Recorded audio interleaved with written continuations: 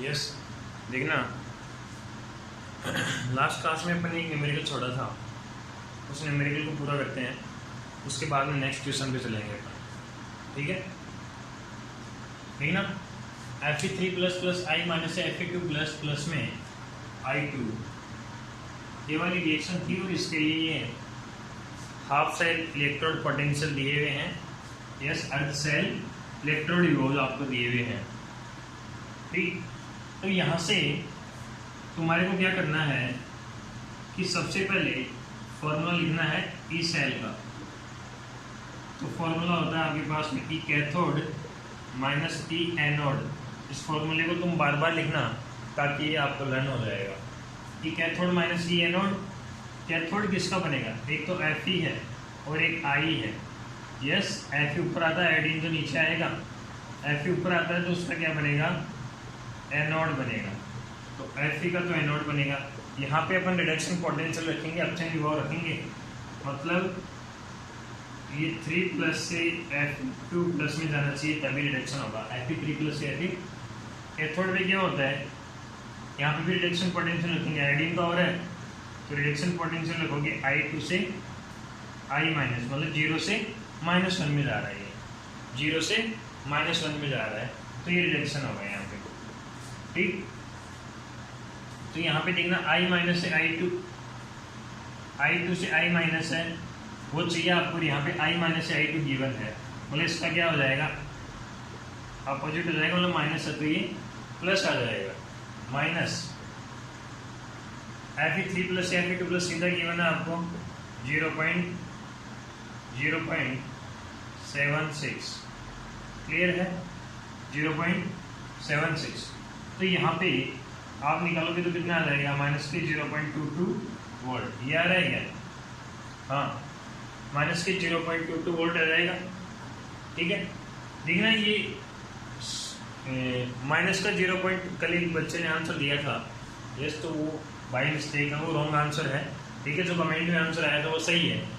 Yes, तो minus का 0.22 volt आएगा।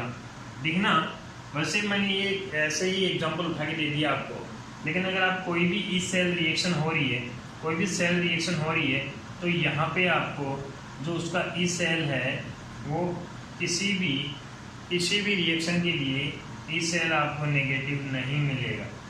किसी भी रिएक्शन के लिए ई सेल आपको नेगेटिव नहीं मिलेगा।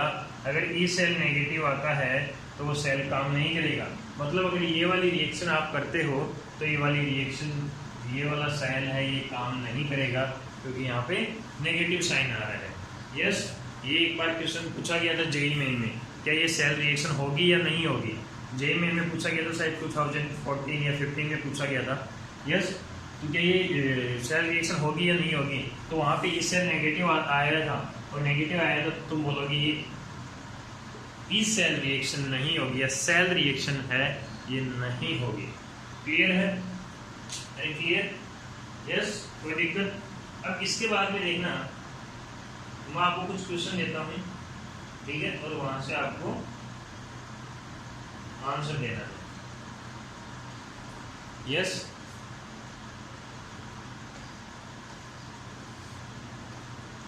कुछ क्वेश्चन है तो वहां से आपको सीधा उनका आंसर देना होगा। यस, आपके पास में नेक्स्ट क्वेश्चन है, ठीक है, ये नेक्स्ट क्वेश्चन है, इसको पढ़ो पहले आराम से। Answer the following questions. Yes, ये बहुत इंपॉर्टेंट है, ये नीट और जेईई दोनों में ऐसे क्वेश्चन पूछे जा चुके हैं। नीट और जेईई दोनों में ऐसे क्वेश्चन पूछे जा चुके हैं। ठीक है, सीबीएसई बोर्ड में भी ये क्वेश्चन पूछा जा चुका है, तो थोड़ा सा ध्यान से देखना है। बहुत ही सिंपल है, अगर आपको ईसीएस का नॉलेज है, मैं ये बता रहा हूँ आपको कि ईसीएस से जो क्वेश्चन है वो कैसे बनते हैं। ठीक है, तो जिन बच्चों ने अभी तक ईसीएस को लर्न नहीं किया है, इलेक्ट्रोकेमिकल सीरीज को लर्न नहीं किया है, वो कर लो, अभी भी फ़ायदा है, वरना आगे बैंड बच जाएगी तुम सबकी। ठीक है, हाँ, देखना, ये आपको कुछ गिवन है ABCDEF, ये 5 इलेक्ट्रोड की पोटेंशियल गिवन है। चेक, लिथियम प्लस से लिथियम का गिवन है, निकल का गिवन है, सिल्वर का, एल्यूमिनियम का, क्रोमियम का और हाइड्रोजन का गिवन है। यस, ये गिवन है आपको, और इनकी हेल्प से, इनको देख के आपको ये वाला निकालना है। Right the order of reactivity. Hindi वालों के लिए बता देता हूँ मैं, क्रियाशीलता का क्रम, क्रियाशीलता का क्रम लिखना है। दूसरा रिड्यूसिंग पावर, यस, अपचयित क्षमता, अपचयित क्षमता, मतलब रिड्यूसिंग पावर का ऑर्डर लिखना है कि कौन सा जल्दी रिड्यूस होगा। यस, जो जल्दी रिड्यूस होगा।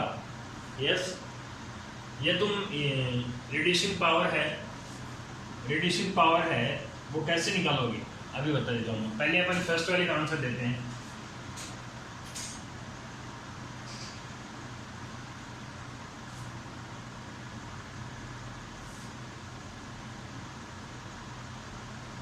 First, right the order of reactivity. Reactivity का ऑर्डर कैसे देखोगे, देखना आपको पता है कि इस केस में जो ऊपर ऊपर था लिथियम था वो हाई रिएक्टिव था, लिथियम था जो हाई रिएक्टिव था, नीचे फ्लोरीन की तरफ आए तो फ्लोरीन लेस रिएक्टिव था।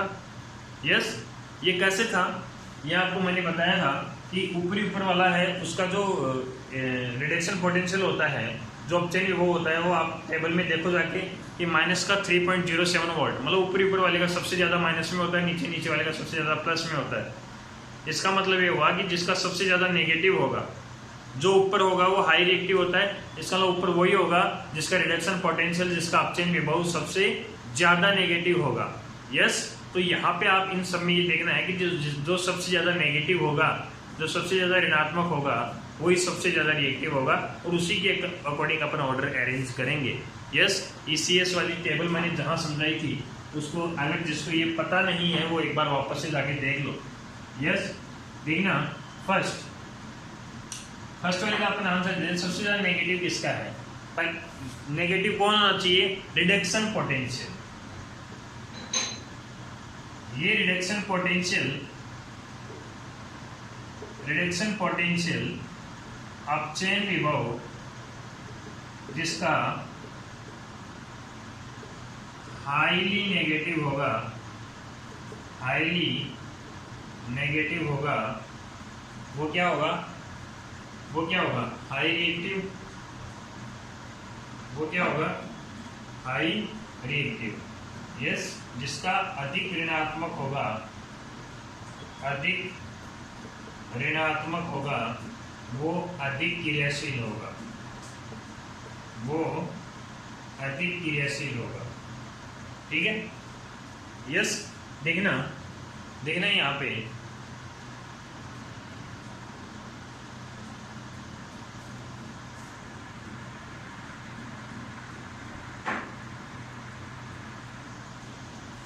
ठीक है, देखना सबसे ज्यादा पहले तो ये देखो रिडक्शन पोटेंशियल है क्या, इसका भी आपको रिडक्शन पोटेंशियल गिवन है क्योंकि लिथियम प्लस से लिथियम में जा रहा है, इसका भी रिडक्शन पोटेंशियल है, इसका भी रिडक्शन पोटेंशियल है, इसका ऑक्सीडेशन पोटेंशियल है। तो यहाँ पे अगर रिडक्शन पोटेंशियल रखोगे, मुझे कैसे पता लगा कि 0 से +3 में जा रहा है, ऑक्सीडेशन हो रहा है, तो ये ऑक्सीडेशन पोटेंशियल है, ऑक्सीजन विभव है, तो मुझे रिडक्शन वाला लिखना है तो माइनस आ जाएगा इसके आगे। इसका भी ऑक्सीडेशन वाला है तो इसके लिए भी ये वाला आ जाएगा, ये तो 0 है ही, तो यहाँ पे ये वाली वैल्यू आपको काउंट करनी है। तो सबसे ज़्यादा नेगेटिव देखो, सबसे ज़्यादा नेगेटिव कौन है, ए, मतलब ए सबसे ज़्यादा रिएक्टिव होगा। उसके बाद में ये माइनस का 0.25, ये माइनस का 1.66, तो उसके बाद में कौन है, डी वाला है। उसके बाद में ये माइनस का 0.25 और ये माइनस का 0.74 है, तो 0.74 ज़्यादा होता है, तो उसके बाद में ई आ जाएगा। फिर नेगेटिव एक ही बचा है, बी आ जाएगा। ठीक है, अब पॉजिटिव वाले कितने हैं, एक ही है पॉजिटिव वाला और ये 0 वाला, लेकिन नेगेटिव के बाद में कौन आएगा, 0 और उसके बाद में पॉजिटिव, मतलब उसके बाद में कौन आ जाएगा, एफ आ जाएगा, और सबसे लास्ट में पॉजिटिव वाला आ जाएगा, कौन आएगा, सी आ जाएगा। ठीक है, समझ में आया, ये रिएक्टिविटी का ऑर्डर हो गया। मैंने कैसे देखा, सबसे पहले ये देखा कि रिडक्शन पोटेंशियल, सबकी रिडक्शन पोटेंशियल गिवन है, इन दो के रिडक्शन पोटेंशियल गिवन नहीं थे, अपचयन विभव दिए हुए नहीं थे, इस वजह से मैंने इनका साइन चेंज करके मैंने इनका रिडक्शन पोटेंशियल लिख लिया। अब जो सबसे ज्यादा नेगेटिव होगा वही हाई रिएक्टिव होगा, क्योंकि सबसे ज्यादा नेगेटिव वही होगा जो टेबल में ऊपर आएगा। तो सबसे ज्यादा नेगेटिव कौन मिला, ए, उसके बाद में कौन मिला, डी, उसके बाद में कौन मिला, ई, उसके बाद में बी, फिर 0 और पॉजिटिव वाला आ गया, तो 0 वाला आ जाएगा फिर, और फिर पॉजिटिव वाला आ जाएगा। ये रिएक्टिविटी का ऑर्डर हो गया इनका। यस, बहुत ही सिंपल है, एक बार देख सकते हो। अगर जिनके भी डाउट है वो कमेंट में लिख देना मुझे, जिनके भी डाउट है वो कमेंट में लिख देना। अभी लाइव क्लास है वो नहीं हो रही, ठीक है, तो थोड़ा सा नेटवर्क प्रॉब्लम है, तो 1-2 दिन में उसको ठीक करके फिर स्टार्ट करेंगे।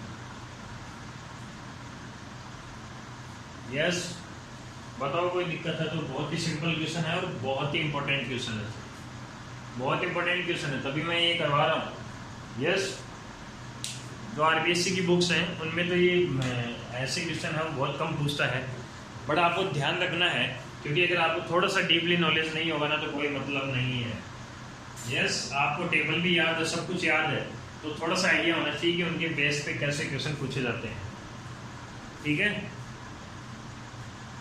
सेकंड वाला क्वेश्चन अपने को करना है रिड्यूसिंग पावर, इसकी रिड्यूसिंग पावर ज्यादा होगी, इसकी रिड्यूसिंग पावर ज्यादा होगी।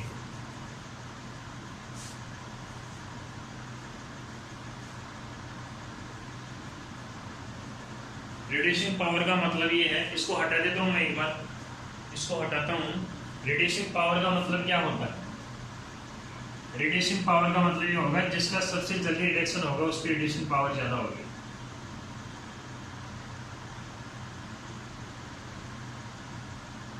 देखना, मैं स्ट्रॉन्ग रिड्यूसिंग एजेंट नहीं पूछ रहा हूं।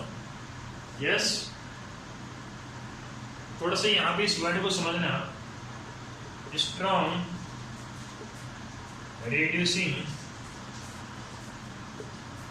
रिड्यूसिंग reagent, पर्पल अपचायक अभिकर्मक। स्ट्रॉन्ग रिड्यूसिंग रिएजेंट तो क्या होता है कि दूसरे का रिडक्शन करेगा और खुद का क्या करेगा? ऑक्सीडेशन। मतलब स्ट्रॉन्ग रिड्यूसिंग रिएजेंट वही होगा जो दूसरे का सबसे जल्दी क्या करेगा? रिडक्शन कर देगा। लेकिन रिड्यूसिंग पावर किसकी ज्यादा है? रिड्यूसिंग पावर जिसका सबसे जल्दी रिडक्शन होगा, सबसे जल्दी रिडक्शन होगा। सबसे जल्दी रिडक्शन किसका होगा? या कौन करेगा सबसे जल्दी रिडक्शन? देखना, स्ट्रॉन्ग रिड्यूसिंग रिएजेंट का मतलब दूसरे का रिडक्शन करे और खुद का ऑक्सीडेशन करे। स्ट्रॉन्ग रिड्यूसिंग रिएजेंट का मतलब क्या हुआ? जो दूसरे का रिडक्शन करे और खुद का ऑक्सीडेशन करे। रिड्यूसिंग पावर ये बोल रही है कि मेरा खुद का, जैसे मैं एलिमेंट हूं तो मेरा खुद का क्या होना चाहिए? रिडक्शन जितना जल्दी होगा रिड्यूसिंग पावर मेरी उतनी ही ज्यादा होगी। अरे यस, तो मेरा जल्दी रिडक्शन कब होगा? जब मैं स्ट्रॉन्ग रिड्यूसिंग रिएजेंट होऊंगा। जब मैं स्ट्रॉन्ग रिड्यूसिंग रिएजेंट होऊंगा, पर्पल अपचायक का अभिकर्मक रहूंगा, तो ही क्या रहेगा? सबसे जल्दी रिडक्शन होगा। क्यों? क्योंकि पर्पल अपचायक अभिकर्मक क्या करता है? पर्पल अपचायक अभिकर्मक क्या करता है कि दूसरे का रिडक्शन करेगा और खुद का ऑक्सीडेशन करेगा। अगर मैं ये बोलूं कि मैं पर्पल स्ट्रॉन्ग रिड्यूसिंग रिएजेंट हूँ, स्ट्रॉन्ग रिड्यूसिंग रिएजेंट, अगर मैं एक एलिमेंट हूँ और अगर मैं एक स्ट्रॉन्ग रिड्यूसिंग रिएजेंट हूँ, मतलब मेरा जल्दी क्या हो रहा है? जल्दी क्या हो रहा है? मेरा ऑक्सीडेशन जल्दी हो रहा है। यस, स्ट्रॉन्ग रिड्यूसिंग रिएजेंट पर्पल अपचायक का मतलब क्या होता है? जो दूसरे का अपचयन करे और खुद का ऑक्सीडेशन करे। अगर मैं स्ट्रॉन्ग रिड्यूसिंग रिएजेंट हूँ, पर्पल अपचायक हूँ, तो मैं खुद का जल्दी ऑक्सीडेशन करवाऊंगा। ये चीज ध्यान रखना। अगर मैं स्ट्रॉन्ग रिड्यूसिंग रिएजेंट हूँ तो मैं खुद का जल्दी ऑक्सीडेशन करूंगा। यस, क्योंकि वो दूसरे का रिडक्शन करता है और खुद का ऑक्सीडेशन करता है। लेकिन मेरे को तो क्या करवाना है? रिड्यूसिंग पावर चेक करनी है। यस, मतलब मेरा खुद का जल्दी रिडक्शन होना चाहिए। और मेरा रिडक्शन कौन करेगा? Oxidising reagent. अरे ऑक्सीडाइजिंग रिएजेंट, ऑक्सीकारक जो अभिकर्मक वो क्या करते हैं? वो क्या करते हैं? दूसरे का ऑक्सीडेशन करते हैं, खुद का रिडक्शन करेंगे। जितना जल्दी स्ट्रॉन्ग ऑक्सीडाइजिंग एजेंट होगा, खुद का उतनी ही जल्दी क्या होगा? रिडक्शन होगा। जितना जल्दी स्ट्रॉन्ग ऑक्सीडाइजिंग एजेंट होगा, पर्पल ऑक्सीकारक होगा, उतना ही जल्दी मेरा रिडक्शन होगा, उतना ही जल्दी मेरा अपचयन होगा। इसका मतलब सीधा सा मतलब ये हुआ कि आपको यहाँ पे, आपको इस क्वेश्चन के अंदर जो सेकंड वाला क्वेश्चन है, इस क्वेश्चन के अंदर आपको क्या निकालना है? Strong oxidising reagent. यस, पर्पल ऑक्सीकारक, इसका ऑर्डर निकालना है आपको। देखना, अगर ऐसा पूछ लेता तो डायरेक्ट सारे बच्चे इसको डायरेक्ट कर देते। अगर ऐसा पूछ लेता तो सारे बच्चे इसको डायरेक्ट कर देते। यस, बट इसने थोड़ा सा क्वेश्चन को घुमा दिया। ठीक है, इसको मैं हटा देता हूँ। इसने थोड़ा सा क्वेश्चन को घुमा दिया, ठीक है। तो इन चीज़ों का आपको ध्यान रखना है। आपको स्ट्रॉन्ग ऑक्सीडाइजिंग रिएजेंट है, स्ट्रॉन्ग ऑक्सीडाइजिंग जो रिएजेंट है ये इसका ऑर्डर डिफाइन करना है आपको। स्ट्रॉन्ग ऑक्सीडाइजिंग रिएजेंट कौन सा होगा? स्ट्रॉन्ग ऑक्सीडाइजिंग रिएजेंट कौन सा होगा? जो क्या आएगा, ECS में कहाँ प्रेजेंट होगा, इलेक्ट्रोकेमिकल सीरीज में कहाँ प्रेजेंट होगा, बिलो साइड, जो नीचे की तरफ होगा, या अप टू डाउन चलोगे तो क्या होगा, स्ट्रॉन्ग ऑक्सीडाइजिंग रिएजेंट है वो इंक्रीज होता है। यस, मैंने नीचे बोला था कि जो फ्लोरीन होता है वो स्ट्रॉन्ग ऑक्सीडाइजिंग रिएजेंट होता है, पर्पल ऑक्सीकारक होता है, जब ECS पढ़ाया था मैंने।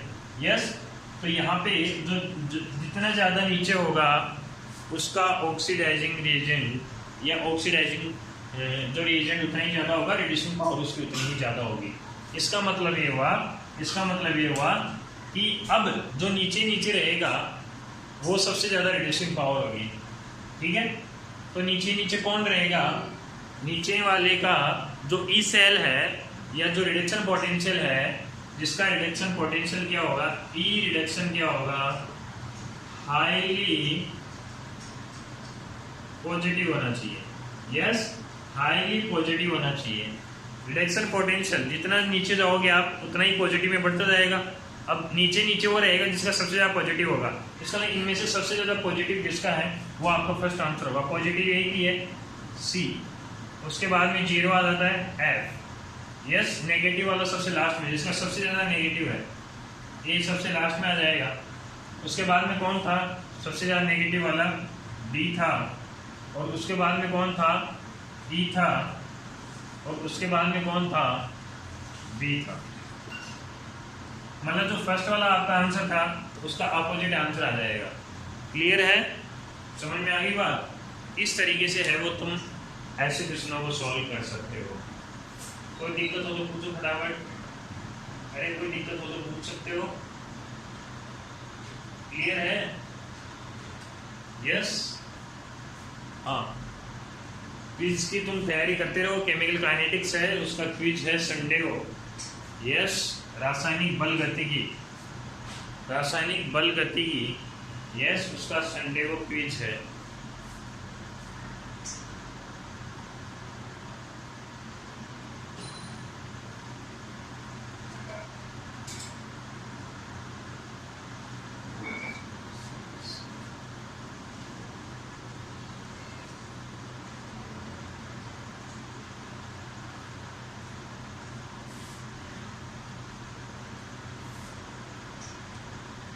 हाँ, अब जो लास्ट वाला क्वेश्चन ये था कि B और D को मिला के एक सेल बनाया गया है। मतलब B और D को मिला के एक सेल बनाया हुआ है। B कौन सा है, ये वाला, D कौन सा है, ये वाला। यस, B और D को मिला के एक सेल बनाया हुआ है। इस सेल का आपको ई सेल निकालना है। इस सेल का क्या निकालना है आपको, ई सेल निकालना है। यस, तो फॉर्मूला लिख देता हूँ मैं इस सेल का, cathode minus anode. Yes, cathode किसका बनेगा, जो टेबल में नीचे आएगा। ऊपर वाले का तो एनोड बनेगा, तो एनोड किसका बनेगा, ऊपर कौन आता है इसमें, एल्यूमिनियम और निकल में। लेकर बारात कहना मजे से आला मतलब एल्यूमिनियम, फिर मन जो करे फेंक दे निगाहें में आता है निकल, मतलब निकल नीचे आता है। यस, जो तो थोड़ा मैं अभी भी बोल रहा हूँ, जिसने ECS वाली वीडियो नहीं देखी है वो देख लो, मैं इस वीडियो की डिस्क्रिप्शन में उसका लिंक डाल दूंगा, तो सबसे पहले वो देखना ज़रूरी है। तो एल्यूमिनियम ऊपर आता है, तो रिडक्शन वाला अपने को रिडक्शन पोटेंशियल लिखना होता है। कैथोड किसको बनेगा, जो नीचे आएगा, निकल 2 प्लस से निकल। तो निकल 2 प्लस से निकल का कितना है, ये सीधा गिवन है आपको, -0.25 माइनस एल्यूमिनियम वाले का कितना है, रिडक्शन पोटेंशियल। तो रिडक्शन वाला कितना है इसका, -1.66, तो -0.25 प्लस का 1.66, तो ये कितना आ जाएगा, ये 1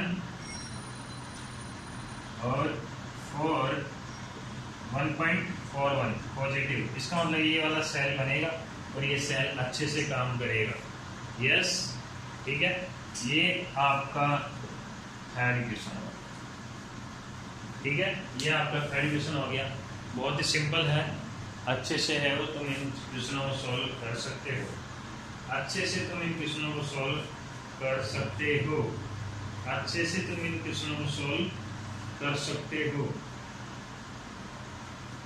ठीक है, कोई प्रॉब्लम हो तो डिस्कस कर सकते हो, कोई भी दिक्कत हो तो क्लियर कर सकते हो।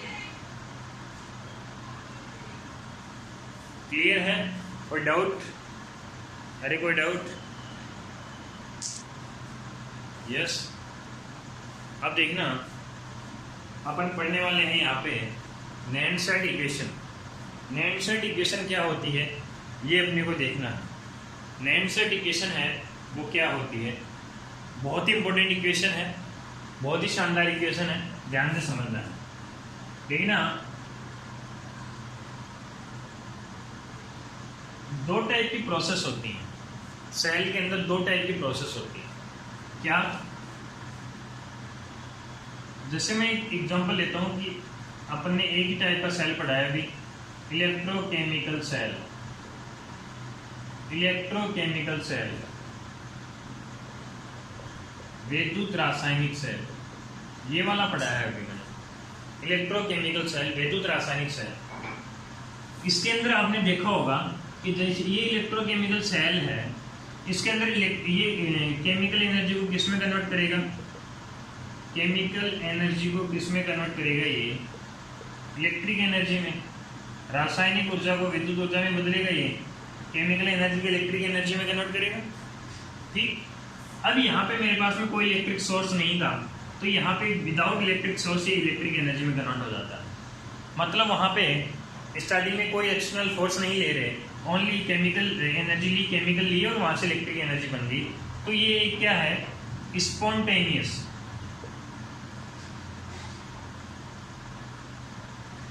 ये स्पॉन्टेनियस प्रोसेस है, ये स्पॉन्टेनियस प्रोसेस है, स्वतः प्रक्रम। जब थर्मोडायनेमिक्स पढ़ेंगे तब बताऊंगा आपको, ये स्पॉन्टेनियस प्रोसेस है। यस, स्वतः प्रक्रम है, मतलब ये ऑटोमेटिक हो रहा है। स्पॉन्टेनियस प्रोसेस का मतलब होता है ऑटोमेटिक हो रहा है, बाहर से आप कोई फोर्स नहीं लगा रहे, ऑटोमेटिक ये कंप्लीट हो रही है रिएक्शन। जो रिएक्शन ऑटोमेटिक कंप्लीट होती है विदाउट एक्सटर्नल फोर्स, यस, तो वो स्पॉन्टेनियस प्रोसेस होती है।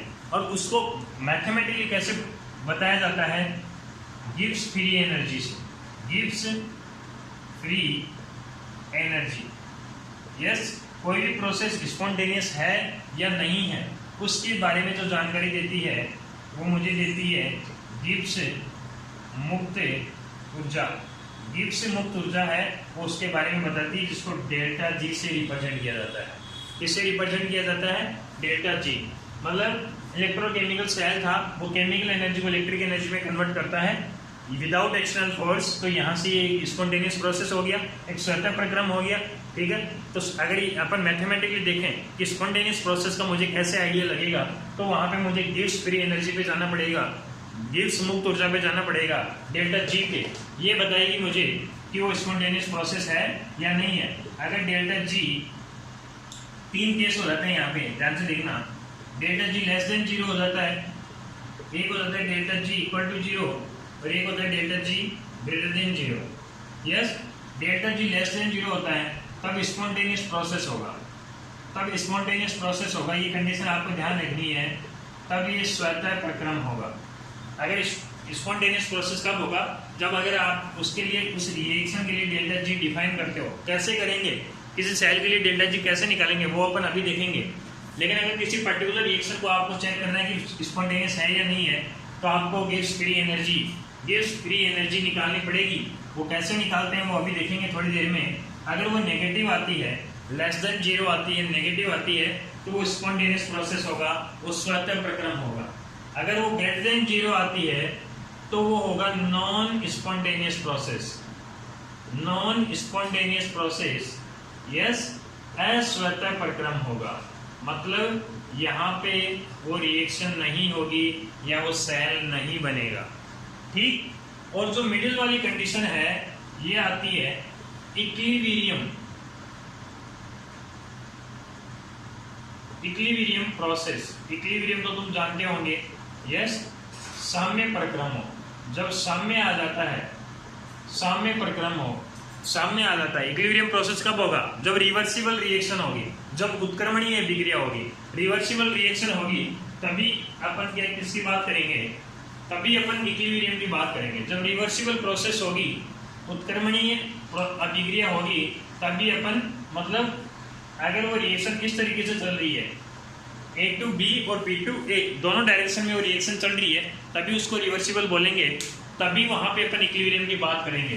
तो ये इक्विलिब्रियम, अगर जिनको नहीं पता मैं बता देता हूँ, इक्विलिब्रियम प्रोसेस कब होती है, इक्विलिब्रियम प्रोसेस कब होती है, सामने कब आएगा किसी भी रिएक्शन में, अगर A to B वाली जो रेट है उसको R फॉरवर्ड बोल दो, A से B पे जाने की जो रेट है, जो दर है, उसको R फॉरवर्ड बोला, और B से A पे जाने वाली को R बैकवर्ड। अगर R फॉरवर्ड और R बैकवर्ड अगर इक्वल है, फॉरवर्ड रेट और बैकवर्ड रेट अगर इक्वल है दोनों, अगर अभिक्रिया की दर, अगर अभिक्रिया की दर और पश्च अभिक्रिया की दर दोनों बराबर हैं, तो वहां पे उस रिएक्शन में क्या होगा, इक्विलिब्रियम प्रेजेंट होगा। और इक्विलिब्रियम होगा तो इस कंडीशन में डेल्टा जी आप क्या लिखोगे, 0 के इक्वल लिखोगे। यस, इसका अलग गिब्स फ्री एनर्जी 3 केस बना लिए अपन ने। डेल्टा जी लेस देन 0 जो कि स्पॉन्टेनियस प्रोसेस होगा, डेल्टा जी इक्वल टू 0 जो कि इक्विलिब्रियम के लिए होगा, और डेल्टा जी ग्रेटर देन 0 आ रहा है, पॉजिटिव आ रहा है, धनात्मक आ रहा है, तो वहां पे कोई रिएक्शन नहीं होगी, नॉन स्पॉन्टेनियस रिएक्शन होगी। यस, असर्ता प्रक्रम होगा।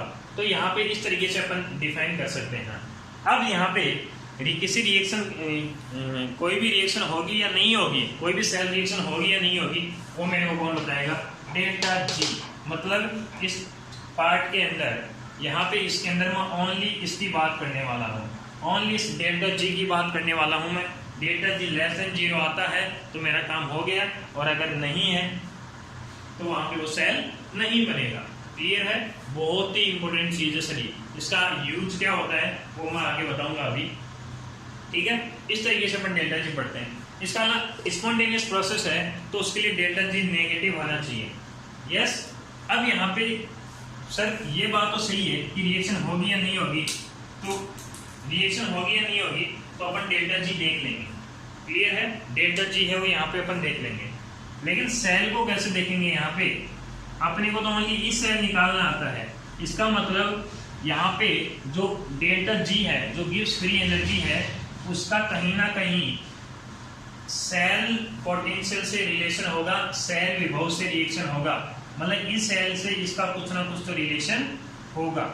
क्लियर है? वो क्या रिलेशन है वो अभी अपन देखते हैं। देखना, जो गिव्स फ्री एनर्जी है डेल्टा जी, उसमें और सेल में, जो सेल का पोटेंशियल है उसमें ये वाला रिलेशन होता है, delta G equals to minus N F E cell. ये आपको लर्न रखना है, ये आपको याद रखना है। Yes, delta G equals to minus N F E cell. अब यहाँ पे मैं बता देता हूँ आपको थोड़ा सा कि डेल्टा जी है वो क्या है। डेल्टा जी है वो क्या है, gives free energy, gives free energy, energy kilojoule पर मोल वगैरह इनमें सब में लेंगे अपन। यस, गिव्स मुक्त ऊर्जा। ई सेल आप जानते ही हो क्या है, अरे ई सेल क्या है, cell potential, cell potential, cell विभव, जिसको तुम वोल्ट में लिखते हो। यस, जिसको तुम वोल्ट में लिखते हो। एफ क्या है, एफ क्या है, जहां पे फैराडे लॉ पढ़ा था आपने। यस, फैराडे क्या होता है, 96,500 कूलम। एन क्या है, नंबर ऑफ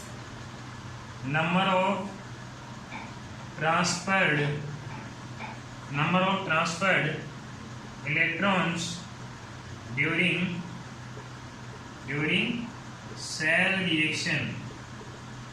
सेल रिएक्शन के अंदर जो सेल अभिक्रिया है उसके अंदर कितने इलेक्ट्रॉन ट्रांसफर होंगे, या तुम इसकी जगह लिख सकते हो, जो ट्रांसफर्ड है इसकी जगह लिख सकते हो, टोटल कैंसिल आउट जो टोटल इलेक्ट्रॉन कैंसिल, मैंने बोला था ना एनोड की रिएक्शन लिखोगे तुम कैथोड की रिएक्शन लिखोगे, दोनों को जैसे जोड़ोगे, अगर सेल रिएक्शन लिखनी है तो वहां पे टोटल इलेक्ट्रॉन कैंसिल आउट होनी चाहिए। तो जो टोटल इलेक्ट्रॉन कैंसिल आउट होंगे वही एन की वैल्यू होगी। यस, सेल अभिक्रिया के दौरान निरस्त, निरस्त का मतलब कैंसिल आउट, निरस्त होने वाले इलेक्ट्रॉन्स की संख्या, निरस्त होने वाले इलेक्ट्रॉन की संख्या। क्लियर है? अरे yes, delta G equals to minus N F E cell. अगर मान लो स्टैंडर्ड की बात करता है तो यहाँ पे नॉट लग जाएगा, स्टैंडर्ड की बात करता है तो यहाँ पे नॉट लग जाएगा। स्टैंडर्ड कब, जो जहाँ पे इलेक्ट्रोलाइट 1 मोलर लिया जाता है इसको बोल देते हैं अपन। तो यहाँ पे स्टैंडर्ड ये अगर आ गया तो यहाँ पे इनके आगे स्टैंडर्ड वर्ड ऐड हो जाएगा। Standard gives free energy, standard cell potential, मानक गिव्स मुक्त ऊर्जा और मानक सेल विभव। क्लियर है? तो ये एक छोटी सी चीज, हाँ, तो ये रिलेशन होता है। ठीक है, अब अपन चलते हैं नेक्स्ट की, इस इक्वेशन को अपन प्रूव करने वाले हैं जो कि अपने को आगे इस सेल निकालना सिखाएगी। यस, इस सेल निकालना सिखाएगी, मतलब स्टैंडर्ड आपको गिवन होगा। यस, मानक सेल विभव आपको गिवन होगा, उसकी हेल्प से अदर कंडीशन में, मतलब स्टैंडर्ड मानक तो तुम तभी यूज कर सकते हो जब 1 मोलर आएगा। अगर इसके अलावा कोई भी कंसंट्रेशन आ गई तो वहां पे जो ई सेल होगा उसको कैसे डिफाइन करोगे? अदर कंडीशन पे जो अदर कंडीशन आ गई तो वहां पे सेल ई सेल कैसे डिफाइन करोगे? यस, तो वो अपन नेनसेट इक्वेशन की हेल्प से लिखेंगे। क्लियर है? तो यहाँ पे एक थर्मोडायनेमिक्स इक्वेशन है, थर्मोडायनेमिक इक्वेशन है, वो आपको याद रखनी है। Delta G equals to delta G not plus में R T L N K E Q. के ई क्यू का मतलब होता है इक्विलिब्रियम। यस, इक्विलिब्रियम, साम्यनीयतांक जिसको आपने पढ़ा था, यस 11th क्लास में जिसको आपने पढ़ा था, इक्विलिब्रियम, साम्यनीयतांक। ठीक है, ठीक है।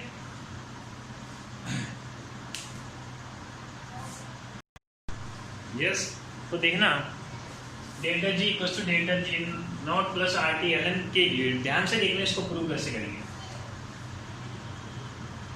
Delta G equal to delta G not plus में इस एल एन को मैं लॉग में कन्वर्ट कर लेता हूं। पहले इस एल एन को मैं किस में कन्वर्ट करूंगा?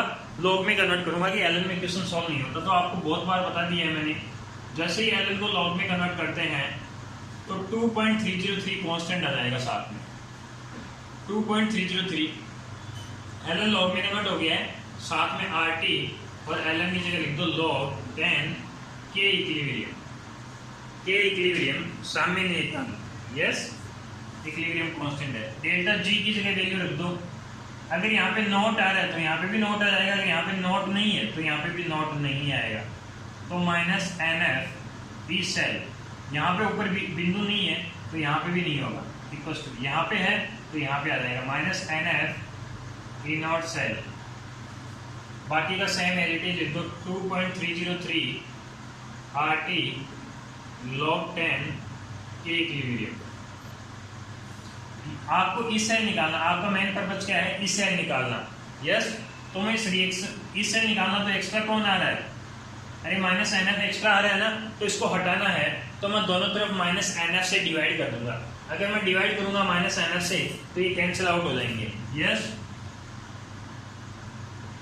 बोथ साइड्स डिवाइड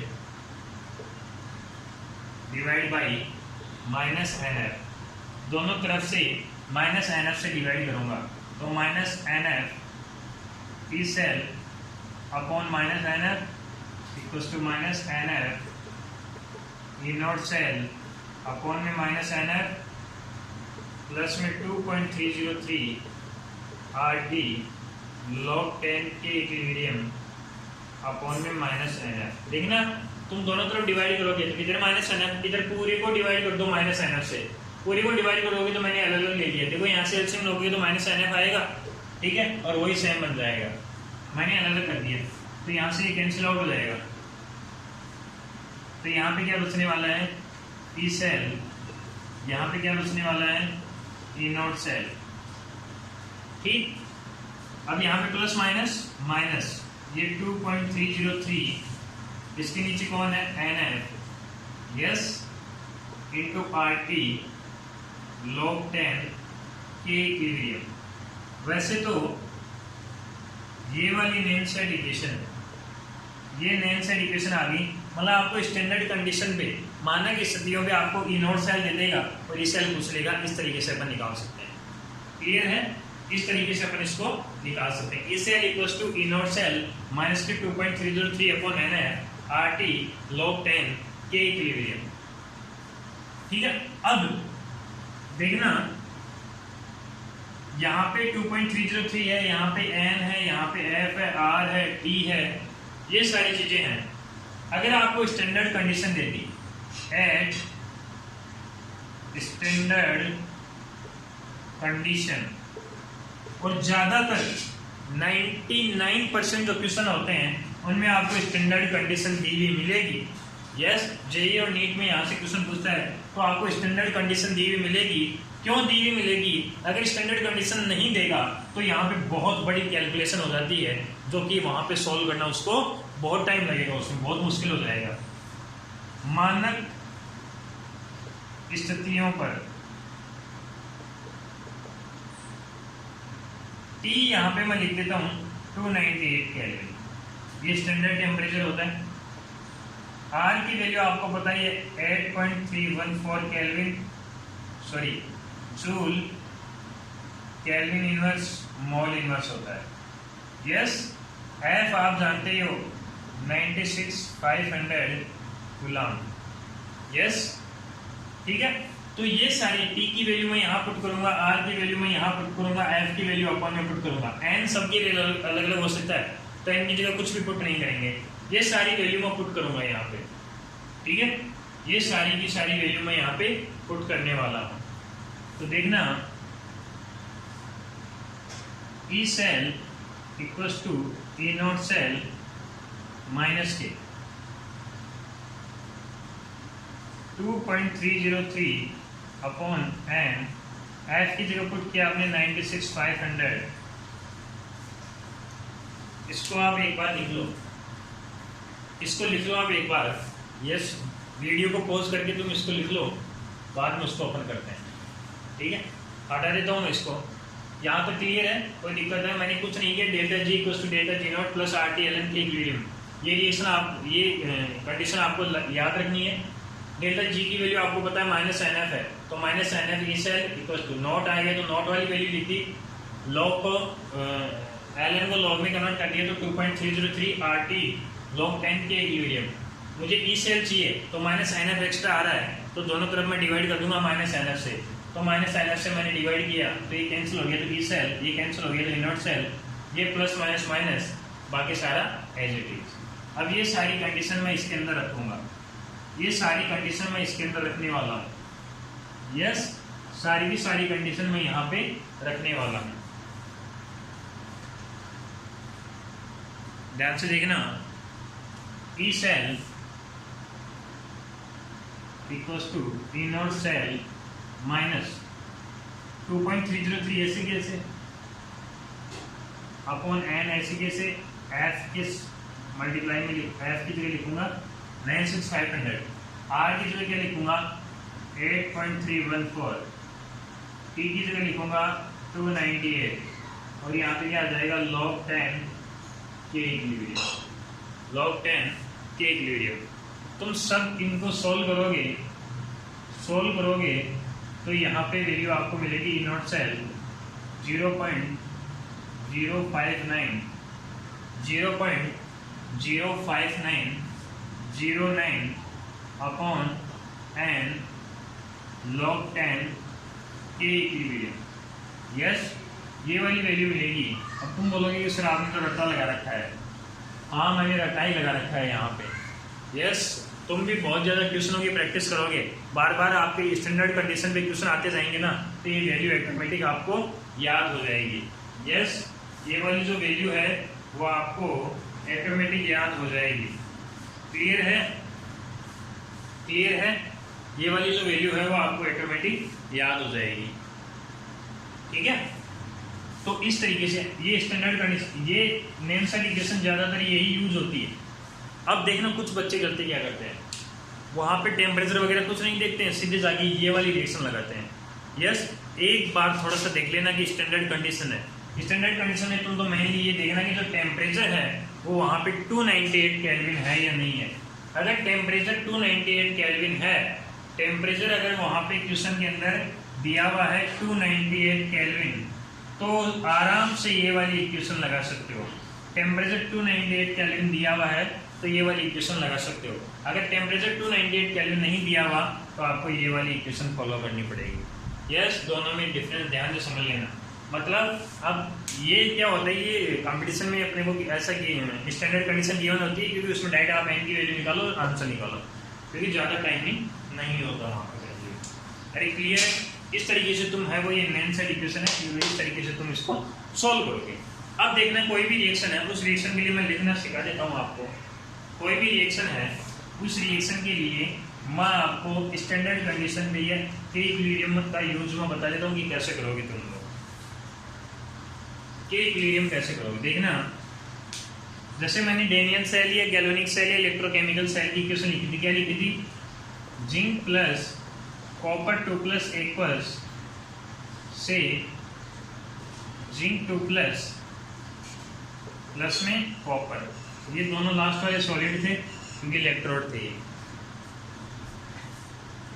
इक्विलिब्रियम वाले चैप्टर पे चलते हैं। के इक्विलिब्रियम कैसे लिखते हो? कंसंट्रेशन ऑफ प्रोडक्ट, उत्पादों की सांद्रता बटे कंसंट्रेशन ऑफ रिएक्टेंट। थोड़ा सा याद करो चीजों को। कंसंट्रेशन ऑफ रिएक्टेंट, यस, उत्पादों की सांद्रता बटे क्रियाकारकों की सांद्रता। यस, क्रियाकारकों की सांद्रता। जिसने सामने वाला चैप्टर नहीं पढ़ा है वो थोड़ा सा ध्यान दे दो, उसका यूज हो रहा है यहाँ पे, ज़्यादा यूज भी नहीं है, बहुत ही सिंपल है। तो यहाँ पे प्रोडक्ट कौन कौन से आपके पास में, ये और ये है। तो यहाँ पे जिंक 2 प्लस की कंसंट्रेशन, और कंसंट्रेशन को कैपिटल ब्रैकेट से रिप्रेजेंट करते हैं। प्रोडक्ट कौन है? ये वाले। यस, तो कंसंट्रेशन को कैपिटल ब्रैकेट से अपन रिप्रेजेंट करेंगे। तो जिंक 2 प्लस, इसके साथ में कौन आएगा? कॉपर, अपॉन में उधर क्या है? रिएक्टेंट कौन है? कॉपर 2 प्लस, साथ में कौन आएगा? जिंक।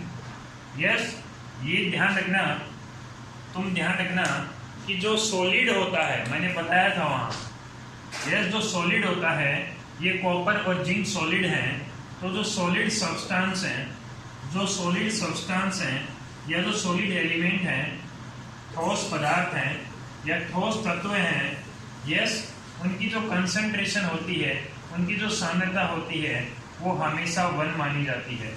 उनकी जो कंसंट्रेशन होती है, जो सांद्रता होती है, वो हमेशा 1 मानी जाती है। मतलब जिंक, कॉपर, इनकी जो कंसंट्रेशन है वो अपन क्या लिखेंगे? 1 लिखेंगे। कोई भी सॉलिड आ जाए, कोई भी सॉलिड आ जाता है तो उसकी कंसंट्रेशन 1 लिखेंगे, मतलब उसको लिखेंगे ही नहीं। 1 लिखने का मतलब उसको लिखेंगे ही नहीं। तो के इक्विलिब्रियम कितना आ जाएगा? ऊपर तो आएगा जिंक 2 प्लस और नीचे आ जाएगा कॉपर 2 प्लस। दोनों की जगह 1 1 कर दिया, ये खत्म हो गया। तो ये के इक्विलिब्रियम आ गया। इसको यहाँ पे पुट कर दो। यहाँ पे पुट करोगे तो डेनियल सेल के लिए तुम्हारी इक्वेशन क्या बन जाएगी? E नॉट सेल माइनस के 0.059, यस, इतना ही लिख सकते तुम 2 डिग्री तक, आगे मत लिखना, upon N log 10। K equilibrium की जगह क्या रखोगे? जिंक 2 प्लस अपॉन में कॉपर 2 प्लस। यस, और आपको पता है कि एन की वैल्यू कितनी रखोगे? यहाँ पे बताऊंगा इसके बारे में।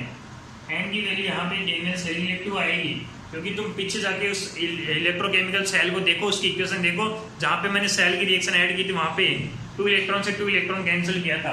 इस वजह से यहाँ पे एन की वैल्यू अपन 2 लिख देंगे। यस, ये अपन इसके लिए एक अपन इक्वेशन लिख दी। क्लियर है? बहुत ही सिंपल है। यस, इस तरीके से अपन है वो नेट सेट इक्वेशन का यूज करेंगे। इसमें जो न्यूमेरिकल प्रॉब्लम है वो नेक्स्ट क्लास में अपन सॉल्व करेंगे, जो कि बहुत ही शानदार है। आज की क्लास में इतना ही। Okay, thank you.